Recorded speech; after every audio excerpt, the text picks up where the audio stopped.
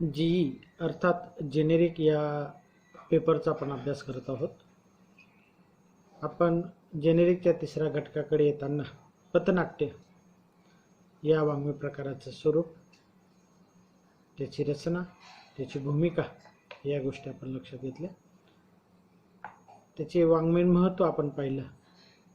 आता पथनाट्याची जी वैशिष्ट्ये आहे म्हणजे भूमिका स्वरूप आपण पाहिलं गेल्यानंतर शेवटचा जो काही मुद्दा आहे तो म्हणजे वैशिष्ट्ये.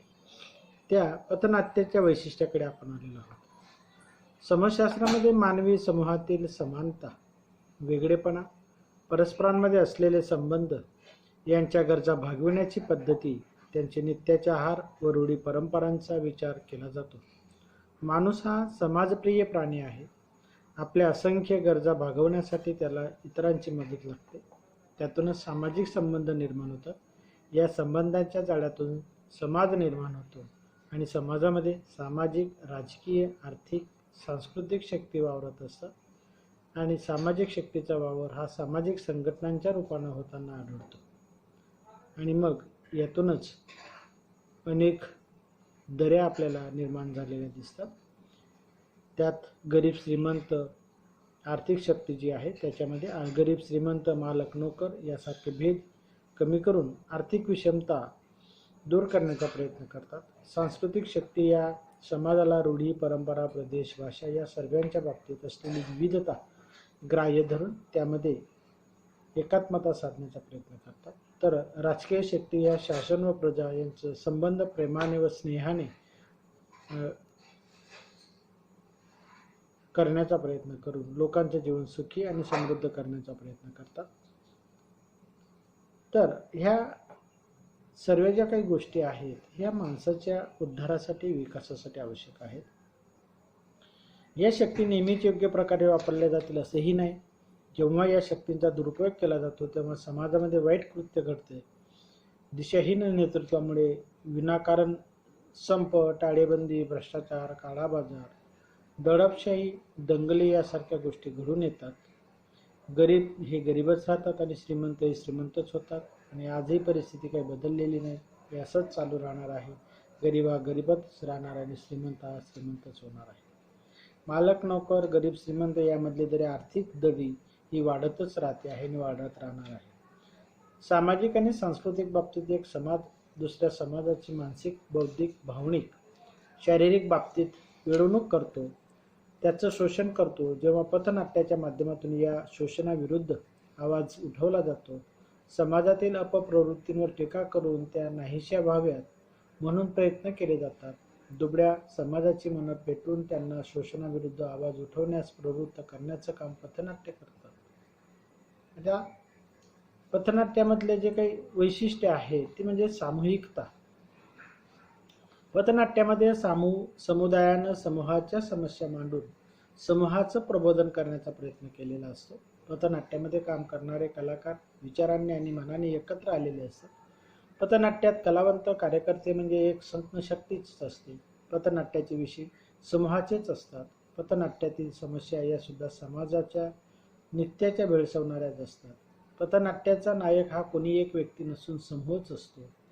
पथनाट्यातील सर्व पात्र समूहाचं प्रतिनिधित्व करत असतात. पथनाट्य हे कलाकार समूहापुढे सादर करतात तेव्हा कलाकार, प्रेक्षक हा भेदच उरत नाही.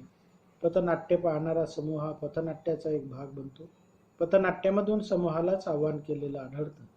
सामूहिकतेच्या जोरावर संघटित झालेले कलाकार समाजाला संघटित करण्याचा प्रयत्न करत असतात.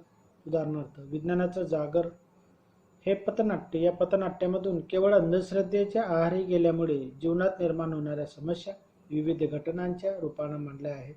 अंधश्रद्धा ही सामाजिक समस्या बनलेली आहे.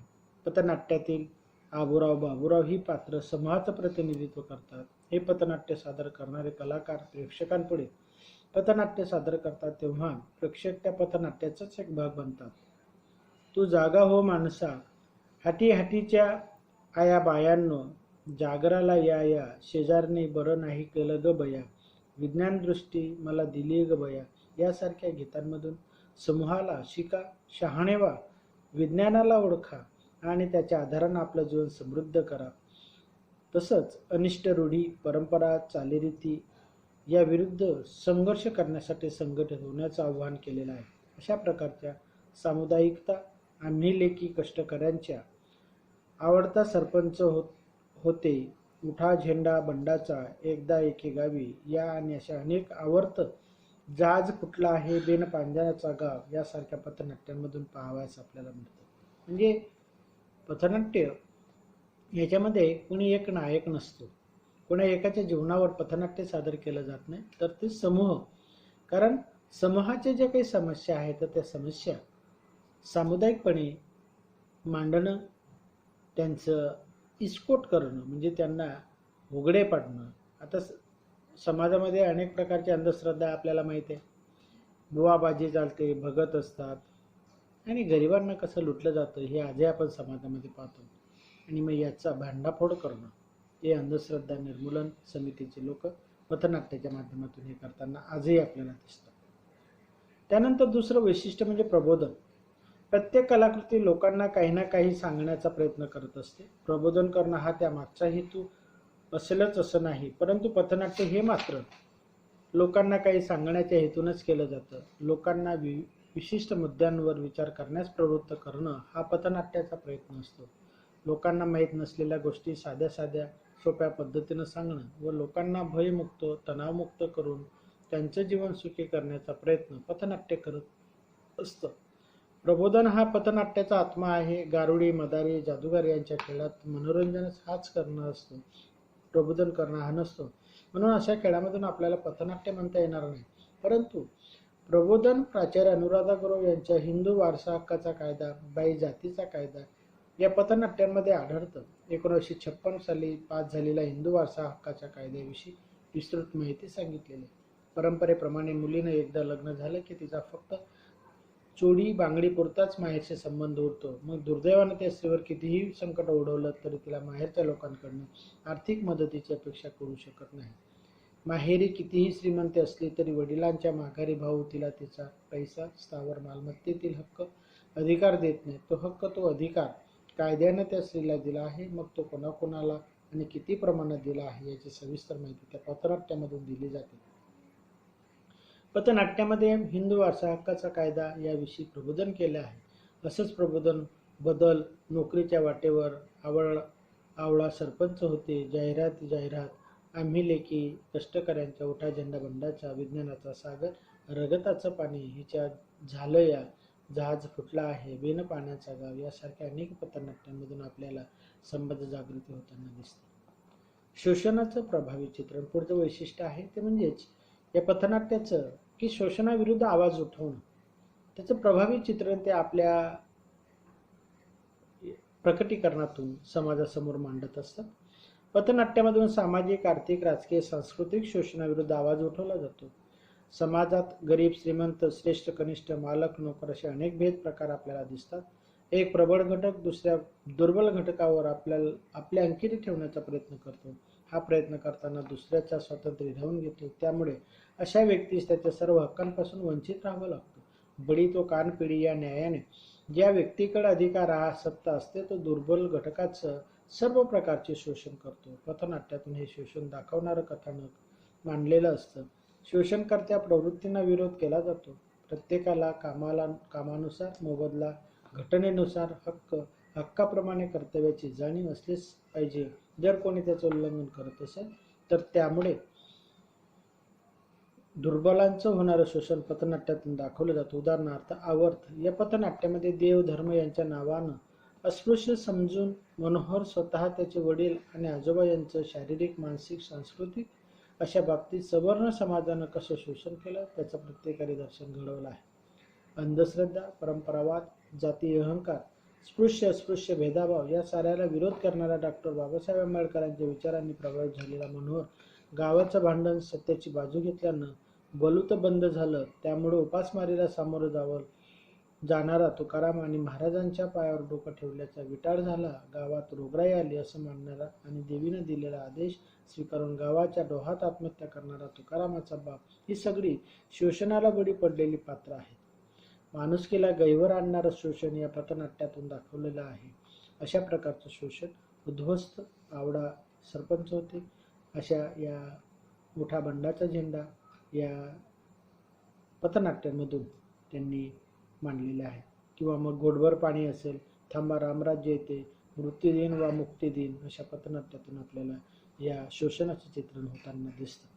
आजही आपण पाहतो की सातपुड्याच्या बऱ्याच अशा वाड्या वस्त्यांवरती आजही अंधश्रद्धा मोठ्या प्रमाणावर दिसते आणि त्यातली एक प्रथा जी आहे ती म्हणजे डाकीण प्रथा. आपल्या समाजात वावरणारी एखाद्या स्त्रीबद्दल जर आकस निर्माण झाला तर तिला सामूहिकरित्या डाकीण ठरवलं जातं आणि त्याचा कसा छळ होतो हे आपण वाचलेलं आहे, पाहतो आहोत आणि त्याला आपण तरुण म्हणून त्याला विरोध केला पाहिजे. डाकीण ही नसतेच, बरोबर आहे की नाही. तिचा त्या मुलाकडे पाहण्याचा दृष्टिकोन चांगला असेल आणि अचानक जर त्या मुलाला काही झालं तर तिचा तिथं पाहण्यामुळे तो मुलगा मेला असं म्हणणं संपूर्णतः चुकीचं आहे. किंवा त्याला काही बाधा झाली तर त्याच्यामुळेच झाली असं म्हणणं ते पूर्णतः चुकीचं आहे. याला आपण तीव्रतेने विरोध केलाच पाहिजे. त्यानंतर पथनाट्यामधून सामाजिकता हे वैशिष्ट्यही आपल्याला दिसतं. पथनाट्य हे कलेसाठी कला या प्रवाहासाठी न मिसळता जीवनासाठी कला या प्रवाह स्वतःला झोकून देते. त्यामुळे पथनाट्यांमध्ये समाजाचं प्रतिबिंब पाहावयास मिळतं. स्वातंत्र्य, समता, बंधुत्व आणि सर्वांना समान न्याय या चिरंतन मूल्यांचा स्वीकार करून समाजामध्ये अनिष्ट रूढी, प्रथा, परंपरा याविरुद्ध ते आवाज उठवतं, त्या नाहीशा व्हाव्यात म्हणून प्रयत्न करतं. उदाहरणार्थ हुंडा पद्धती, अस्पृश्यता, अंधश्रद्धा, पशुहत्या यासारख्या परंपरेतून आलेल्या पद्धतींना ते विरोध करतं. तर कधी कुटुंब नियोजन, व्यसनमुक्ती, प्रौढ साक्षरता यासारख्या गोष्टींचं महत्त्व समाजाला पटवून देण्याचा प्रयत्न करतं. यामधून त्यांचं समाजाशी असलेलं नातं स्पष्ट होतं. म्हणून सामाजिकता ही पथनाट्य एक वैशिष्ट्य म्हणून नजरेत भरतं. अशी सामाजिकता मुलगी झाली हो, दुसरी सीता, हिंदू वारसा हक्काचा कायदा, एक सवाल, उठा झेंडाचा बंडाचा या आणि अशा अनेक विज्ञानाचा जागर, उद्ध्वस्त, आवर्त, गोडभर पाणी यासारख्या पथनाट्यामधून झालेला आपल्याला दिसतं. कार्यप्रणवता म्हणजे पुढचं वैशिष्ट्य जे आहे ते पथनाट्याचं, तर ते कार्यप्रणवता. पथनाट्यामधून लोकांना विशिष्ट मुद्द्यांचा विचार करण्यास भाग पाडलं जातं. हे विचार प्रत्यक्ष कृतीत उतरावेत यासाठी पथनाट्य उपाय सुचवत असतं. प्रचलित समाजात अनिष्ट रूढी, परंपरा यांच्या जाळ्यामध्ये बंदिस्त असेल, तसंच एखादी कृती समाजमान्य नसेल तर त्या कृतीमुळे बौद्धिक जीवन, आर्थिक हानी होत असेल तर या पथनाट्यांचं सुयोग्य परिवर्तन घडवण्याचा प्रयत्न करतं. या दृष्टीनं पथनाट्य हे नवनिर्मितीचे एक धारदार शस्त्र आहे. पथनाट्य लोकांना समस्यामुक्त होण्यासाठी मार्ग दाखवतं आणि त्याचा अवलंब करण्यासाठी कार्यप्रवण बनवतं, सुयोग्य कृती करण्यासाठी प्रवृत्त करतं. अशी कार्यप्रणवता बदल पथनाट्यांमध्ये आढळते. श्री स्वातंत्र्याचा प्रश्न यामध्ये मांडला आहे. आपल्याला आपलं कर्तृत्व सिद्ध करण्यासाठी वाव मिळत नाही ही आपल्या पत्नीची खंत लक्षात घेऊन विनोद तिला तात्काळ नोकरी करण्याची परवानगी देतो व त्याचा धाकटा भाऊ सुधीर तात्काळ वहिनीला योग्य अशी नोकरी मिळवून देतो. या ठिकाणी समस्येवर उपाय शोधून तात्काळ कृती केलेली आहे व ती इतरांना करण्यास प्रवृत्त केला आहे. अशी कार्यप्रणवता नोकरीच्या वाटेने आवडा सरपंच होते. विज्ञानाचा सागर जहाज फुटला आहे. उठा झेंडाचा बंडाचा, उठाव झेंडा बंडाचा, दुसरी सीता, हिंदू वारसा या पथनाट्यामधून आपल्याला या गोष्टीची तीव्रतेने जाणीव होते. त्यानंतर पथनाट्यांमधून विद्रोह मांडलेला असतो किंवा मांडला जातो. पथनाट्य हे अनिष्ट रूढी, परंपरा आणि सामाजिक अपप्रवृत्ती यामुळे बंदिस्त झालेल्या, त्रस्त झालेल्या माणूस म्हणून जगण्याचा हक्क देण्याचा प्रयत्न करतं. पथनाट्यामधून सर्वसामान्य माणसावर होणारा अन्याय, अत्याचार, शोषण याविरुद्ध आवाज उठवला जातो. जी सत्ता, जी व्यक्ती अगर समाज व्यवस्था आपलं शोषण करते तिलाच पथनाट्यामधून पूर्णपणे आव्हान दिलं जातं. ती व्यक्ती, प्रवृत्ती, समाज व्यवस्था मोडून तोडून त्यातून बाहेर पडून भयमुक्त, बंधनमुक्त होण्याचा प्रयत्न या विद्रोहातून केलेला आढळतो. आपल्या मनातील संताप, चीड पथनाट्य व्यक्त होत असते. पथनाट्यातून व्यक्त होणारा विद्रोह हा अन्याय, अत्याचार, शोषणाविरोधातला असतो. त्यामुळे तो विद्रोह विध्वंसक नसतो तर त्यामधून समाजामध्ये सुयोग्य परिवर्तन घडवण्याचा प्रयत्न असतो. उठाव झेंडा बंडाचा या पथनाट्यामध्ये गरीब आणि दुष्काळ याचा फायदा घेऊन सावकार, पुढारी, डॉक्टर सर्व मंडळी सरकारी योजनांच्या मदतीचा फायदा स्वतःच घेतात. त्या योजना गरिबापर्यंत येऊ देत नाहीत. उलट आपल्या शरीर सुखासाठी त्यांच्या बायका मुलींचा उपभोग घेतात. ही परिस्थिती असताना भाकरीच्या बदल्यात एक माणूस आपली बायको पोराला सावकाराला विकून त्याच्याकडून भाकरी घेतो. हे जेव्हा त्याच्या बायकोला समजतं तेव्हा ती विरोध करते. तिला असंख्य लोकांची साथ मिळते आणि सर्वच जण पुढारी, सावकार, डॉक्टर या अपप्रवृत्तींविरोधात पेटून उठतात, त्यांच्याशी संघर्ष करतात. असाच प्रकारचा विद्रोह दुसरी सीता या आणि अशा अनेक याच्यामधनं गोडवर पाणी असेल, आवर्त असेल, प्रेमानंद गजवींचे पथनाट्य जे आहेत, गोडवर पाणी असेल, आवर्त असेल किंवा रामराज्य येथे जाच फुटला आहे, या पथनाट्यांमधून प्रभावीपणे विद्रोह हा व्यक्त होताना आपल्याला दिसतो. अशा प्रकारे सामुदायिकता, प्रबोधन, शोषणाचं प्रभावी चित्रण, सामाजिकता, कार्यप्रवणता, विद्रोह इत्यादी पथनाट्याची गुणवैशिष्ट्ये आपल्याला या ठिकाणी सांगता येते. या गुणवैशिष्ट्यांच्या साकार झालेले पथनाट्य आज लोकशिक्षणाचं प्रभावी माध्यम म्हणून उपयोगात आणलं जात आहे. तर अशा पद्धतीनं आपल्याला या पथनाट्याची वैशिष्ट्य ही सांगता येतात. पथनाट्याविषयी बरेच वादविवाद, आरोप प्रत्यारोप केले जातात. तो आपला अभ्यासाचा भाग नाही, पण तरीसुद्धा असं असलं, कारण काय की ज्याच्या विरोधात या गोष्टी घडतात तो त्याला विरोध करणारच आहे, म्हणून त्यातून वादविवाद हा निर्माण होताना आपल्याला दिसतो. तो आपला मुद्दा नाही. पथनाट्याचा जो कालावधी आहे, ज्यावेळेस नाटकाच्या शोधात प्रेक्षक असतात, मनोरंजन करण्यासाठी नाटक पाहायला येतात, तिथं त्यांच्या दैनंदिन व्यापातून काही काळ दूर जाण्याचा प्रयत्न असतो. पथनाट्याच्या बाबतीत मात्र तसं नसतं, कारण प्रबोधन करण्यासाठी पथनाट्य स्वतःहून प्रेक्षकांकडे जातं. मनोरंजनासाठी माणसाला जावं लागतं, पण इथं स्वतः नाट्य जे कलामंडळी आहे, कलाकार आहेत पथनाट्यातले, ते स्वतःच प्रेक्षकाकडे जातात. पथनाट्याला प्रेक्षक भेटतो तेव्हा तो पाहण्याच्या मनस्थितीत असतोच असं नाही. त्याच्या मागं अनेक व्याप, काळज्या, समस्या असतात. तो त्यांना सामोरं जाण्याचा प्रयत्न करत असतो, त्यामुळे तो गडबडीत असतो. अशावेळी त्याच्यासमोर अचानक सादर होणारं पथनाट्य हे त्याला कितीही जवळचं वाटत असलं तरी त्यासाठी जास्त वेळ देणं त्याला शक्य नसतं. शिवाय पथनाट्यातून फक्त मनोरंजन कधीच नसतं, त्यातून काही वैचारिक संदेश देण्याचा प्रयत्न केलेला असतो. हा वैचारिक डोस सामान्य प्रेक्षकांना सहजासहजी पचणारा नसतो किंवा पेलवणारा नसतो. या सर्वांचा विचार करता पथनाट्याचा कालावधी हा 20 मिनिटांहून जास्त नसावा. अर्थात पथनाट्यामध्ये मांडलेले विषय, प्रेक्षकांचा प्रतिसाद आणि पथनाट्यासाठी प्रेक्षकांकडे असलेला वेळ या गोष्टी अनुकूल असतील तरच ही वेळेची मर्यादा गौण आहे.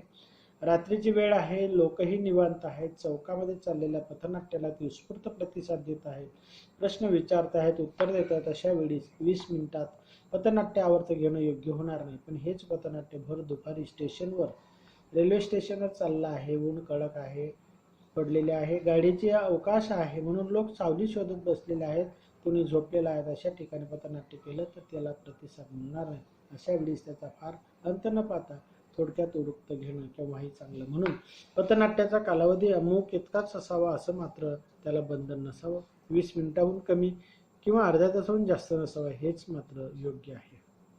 पथनाट्याचं आयुष्य हे खूप काही जास्त दिवस टिकणारं नाही आणि म्हणून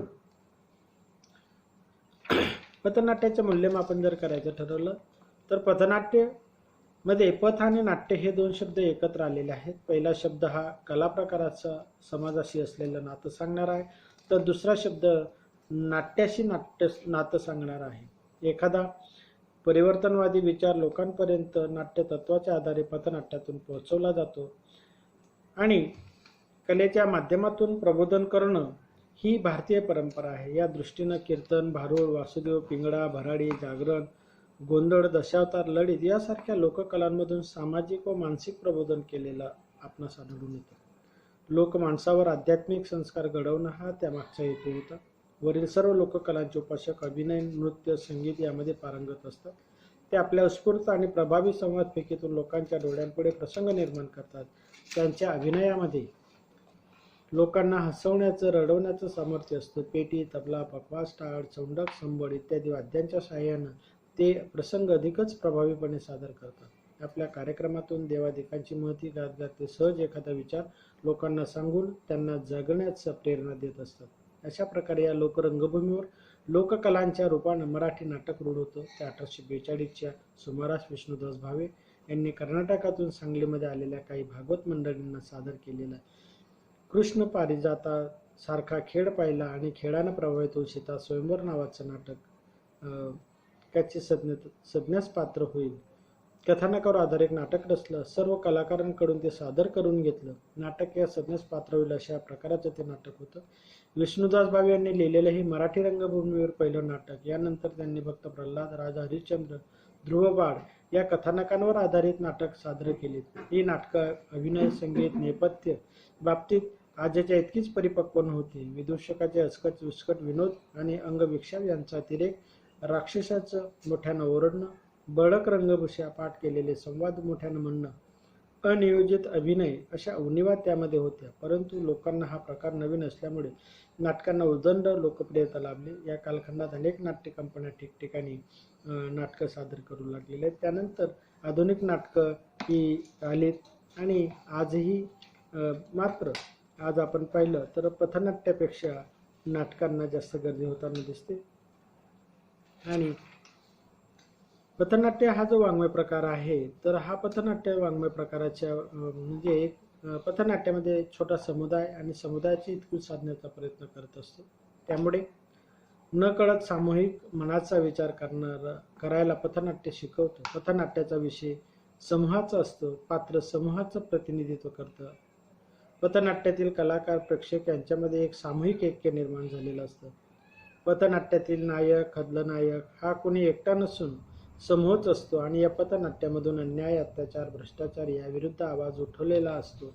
स्वातंत्र्य, समता, विश्वबंधुत्व यासारख्या चिरंतन मूल्यांचा स्वीकार करत समाजामध्ये ती रुजवण्याचा प्रयत्न केला जातो. त्या दृष्टीने पथनाट्य एक प्रभावी माध्यम आहे. पथनाट्यामधून व्यक्त होणारी चीड, संताप, राग व विध्वंसक नसतो, तर त्यामधून समाजामध्ये सुयोग्य परिवर्तन घडवण्याचा प्रयत्न केलेला असतो. अशा प्रकारे पथनाट्य या कला प्रकाराचा अभ्यास केल्यास आपल्याला काही निष्कर्ष काढता येतील. त्यात मराठी रंगभूमीवर नाटकाचा विकास प्रक्रियेमुळे मराठी नाटक, लोकनाट्य, नाटक, एकांकिका, एकपात्री, संगीतिका, नभोनाट्य यासारख्या विविध नाट्य प्रकारांमध्ये सादर होऊ लागलं. पथनाट्य हे त्यातील पुढचं एक रूप आहे. मराठी नाट्याची परंपरा नारदापासून सुरू झालेली पाहावयास मिळते. लोकनाट्य सादर करणारा कलाकार हा त्या पुढील आविष्कार होईल. नंतर संत परंपरेत संत नामदेव यांनी पथनाट्य कलावंत कार्यकर्ता म्हणून नजरेस येतात, कारण त्यांनी कीर्तन सादरीकरणात पथनाट्यातीलच घटक उपयोगात आणलेले दिसून येतात. पथनाट्याचं कथाबीज, कथानक, पात्र, संघर्ष, भाषाशैली इत्यादी वाङ्मयीन घटक, तसेच प्रेक्षक, कलाकार, संहिता, नेपथ्य यासारखे प्रायोगिक घटक महाराष्ट्रातील ललित, दशावतार, कीर्तन, भारुड, जागरण, गोंधळ, तमाशा यासारख्या लोककला आणि वासुदेव, बाळसंतोष, पांगुळा, भराडी, पोतराज, रायरंद, नंदीबैलवाला यासारख्या लोककलावंतांमध्ये पाहावयास आपल्याला मिळतात. सत्यशोधक तमाशे, आंबेडकरी जलसे, कम्युनिस्टांचे तमाशे, राष्ट्रसेवा दलाचे जलसे हे संपूर्ण पथनाट्य स्वरूपच होत. त्या मागे प्रामुख्यानं प्रबोधनाचीच प्रेरणा होती.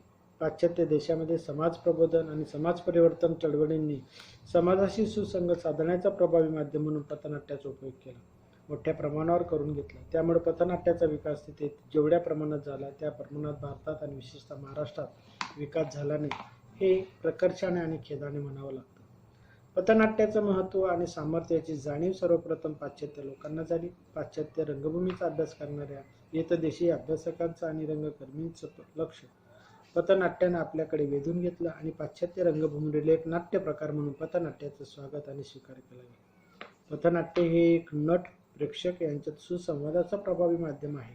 त्याचा उपयोग लोकशिक्षण, प्रबोधनाचं प्रभावी माध्यम म्हणून केला जावा अशी अपेक्षा आहे. परंतु हे माध्यम प्रतिगामी, अयोग्य शक्तींच्या हाती गेल्यास त्याचं सामर्थ्य क्षीण होतं आणि त्याचे विपरीत परिणाम आपल्याला जाणवू लागतात. आज या पथनाट्यामध्ये अनेक अपप्रवृत्ती शिरलेल्या असल्या कारणाने पथनाट्यांमध्ये अनेक उणिवा निर्माण झाल्या आहेत. पथनाट्यावर अनेक आरोप केले जातात. पथनाट्य ही प्रचारी नाट्य आहे, त्यामध्ये नाट्यच नसतं, त्यात आरडाओरडा, गोंधळ अधिक असतो. पथनाट्य, संवाद, अभिनय यामध्ये नियोजन नसतं, यासारखे आरोप केले जातात. यापैकी पथनाट्यामध्ये नाट्यच नसतं हा आरोप केवळ द्वेषापोटी केला जात असला तरी इतर आरोपांबाबतीत पथनाट्यामध्ये घुसलेल्या अपप्रवृत्ती, पथनाट्याकडे पाहण्याचा दृष्टिकोन हा कारणीभूत आहे. पथनाट्य आणि पथनाट्यातील कलावंत यांच्या दूषित नजरेत न पाहिलं जातं. पथनाट्य म्हणजे निरुद्योगी लोकांचा धंदा, काहीतरी करत बसतात अशा नजरेनं पाहिलं जातं. कलकत्ता भागात पथनाट्याचा गटर नाटक या शब्दात उल्लेख केला जातो. याला कारण आज पथनाट्याचा वापर पैसा, प्रसिद्धी आणि प्रतिष्ठा मिळवण्यासाठी पथनाट्यातील हौशी नवशी गवशी मंडळी करत आहेत. राजकारणामध्ये आपली ताकद वाढवण्याचा पथनाट्याचा उपयोग केला जातो आहे. पथनाट्य कोणीही कुठेही केव्हाही करू शकतो असा समज रूढ झाला आहे. चर्चा, वादविवाद, हेतू, तालीम यांचं महत्त्व न जाणलेल्या कारणानं पथनाट्य हे सत्वहीन बनलेलं आहे. पथनाट्यातील कलाकारांमध्ये आस्था, चिंतनशीलता, सत्यशोधक वृत्ती आणि कार्यवरील निष्ठा या गोष्टींच्या अभावामुळे आजचं पथनाट्य हे लोकोपार शिकार बनलेलं आहे. पथनाट्यास पूर्वी धार प्राप्त व्हावी, त्यामध्ये पूर्वीचं सामर्थ्य यावं, आक्रमकता निर्माण करायची असेल तर पथनाट्यामध्ये घुसलेल्या अपप्रवृत्ती नाहीशा व्हायला पाहिजेत. पथनाट्याकडे पाहण्याचा कार्यकर्त्यांचा दृष्टिकोन बदलला पाहिजे. पथनाट्याबद्दल कार्यकर्त्यांमध्ये असलेली भ्रामक कल्पना, खोटा आत्मविश्वास नाहीसा झाला पाहिजे. पथनाट्य का करायचं, त्यामागचा हेतू कोणता आहे व कशा प्रकारे लोकांपर्यंत पोहोचवायचं इत्यादी गोष्टी पथनाट्यातील कलाकारांना कळाव्यात, म्हणून त्यांना योग्य ते प्रशिक्षण दिलं जावं. त्यांना लोककला व सामाजिक परंपरा याविषयी योग्य माहिती द्यायला पाहिजे. अशा प्रकारे पथनाट्यातील अभ्यासपूर्वक बदल केल्यास लोकशिक्षणाचं प्रभावी माध्यम म्हणून पथनाट्य हे लोकमान्य होईल, यात शंकाच नाही. तर अशा पद्धतीने आपण पथनाट्य हा जो जेनेरिकचा तिसरा जो घटक होता, त्यातला पहिला मुद्दा हा सविस्तरपणे अत्यंत विश्लेषणात्मक आपण पाहिलेला आहे. तर जवळपास आपला जेनेरिक या पेपरचा अभ्यास 90% पूर्ण झालेला आहे. एक छोटासा मुद्दा आहे, एक घटक रिंगण नाट्य, ते उपलब्ध झालं की मी त्याच्यावर 1 किंवा 2 व्याख्यान घेईल. जवळपास एकच व्याख्यानाचं कारण अत्यंत रिंगण नाट्य हा जो वाङ्मय प्रकार हा पथनाट्यासारखाच आहे. थोडक्यात सांगतो, त्याचे विश्लेषण करून देतो, म्हणजे पुन्हा आपल्याला नवीन व्याख्यान घ्यायची गरज पडणार नाही. तर पथनाट्य ज्या पद्धतीचं आहे तसंच रिंगण नाट्य हा वाङ्मय प्रकार मराठवाड्यामध्ये सादर केला जातो.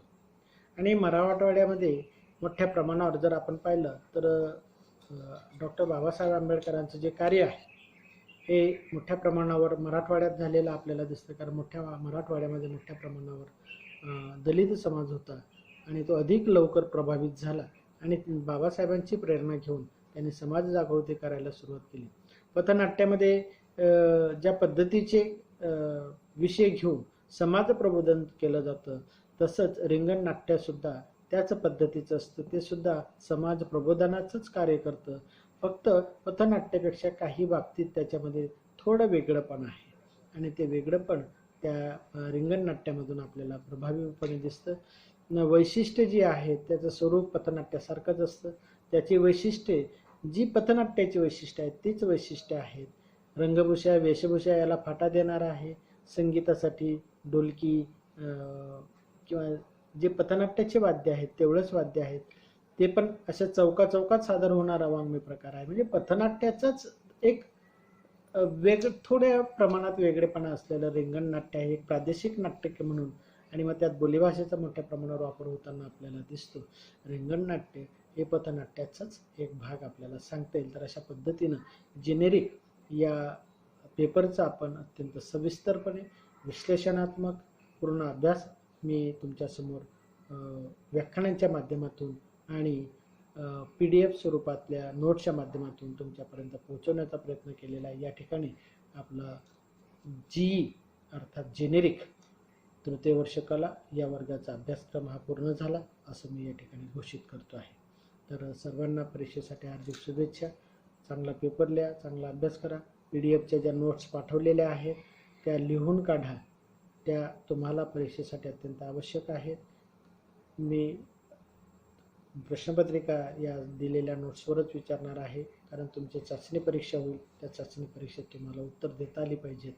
तर त्या पद्धतीनं तुम्ही चांगल्या प्रकारे अभ्यास करा. तुम्हाला पुढच्या याच्यासाठी हार्दिक शुभेच्छा.